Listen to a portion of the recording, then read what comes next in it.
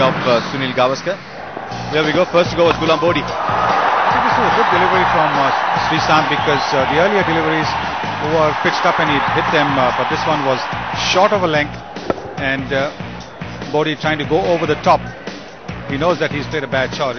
These are not easy catches to take, and Shahid Afridi has made it look very simple actually. Mashrafe Mursal bowled a very good spare, and that's a good ball to get rid of Auma. That's the beauty of a delivery. Would have tested better batsman than Auma. Just hanging his bat out, and then this dismissal. I think at that particular point of time, the Africa 11 were not getting any boundaries, were really struggling to even get the ones and the twos, and so there was a bit of desperation in that shot. Yes, that was Tanmay Mishra, who's the captain of the African 11. Then Abdul Razak came on, and that was the run out of Obanda. Well, this can happen when you haven't played together, and of course the African side has come together only for this particular event, and so there was a bit of a yes-no situation, and Bosman quickly getting his bat back, and this one was perhaps a little bit unlucky for the batsman. Might have gone off the top of the back pad. There certainly seemed to be a fair bit of gap between bat and ball. He has gone for pace there. He really was pushing them through at that stage. Was Abdul Razak, and that was yet another African batsman now. Very inexperienced, starting to show. Then Bosman out towards the end, just after he hit Sreesanth for a six. Yes, I think there was something between the two of them. One can understand that a fast bowler always feels that he's got to get his back quickly, and that's exactly what he did. And then, of course, this was just a little too good for the tail enders of the African 11.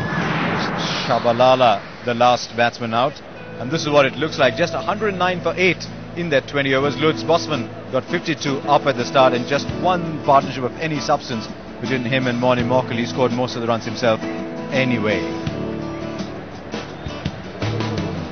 There you are. That's the partnership I was talking about. 21 at the start and then 36 down the line, but I'm afraid not quite the consistency that they needed.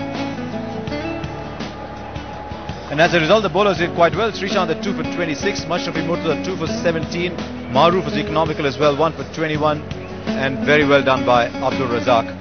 Shahid Afridi 1 for 31.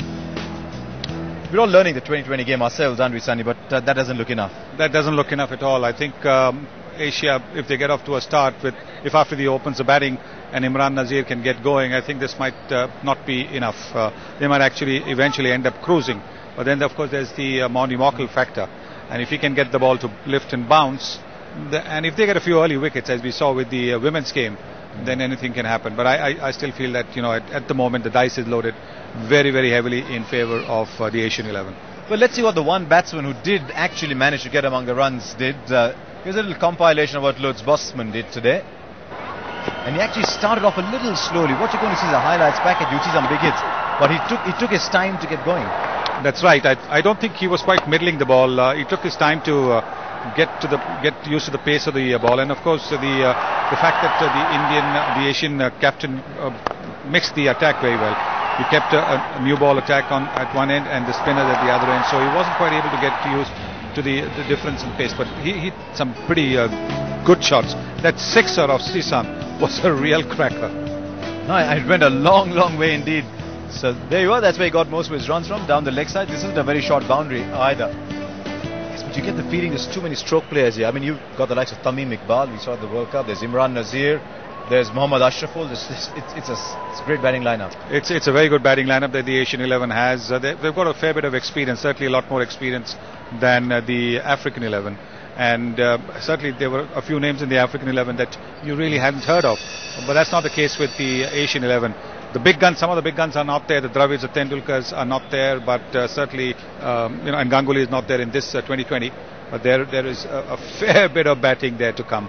The only problem is that sometimes you tend to think, this is a 20 over 2020, and even if I get out, there's another batsman coming in, and before you realize it, you suddenly find that you have lost 5 wickets and you don't have too many overs left. The bell just went. We heard the bell. In the years gone by, that would have been a signal for you, wouldn't it? Yes, it would have been a signal for me to stop talking.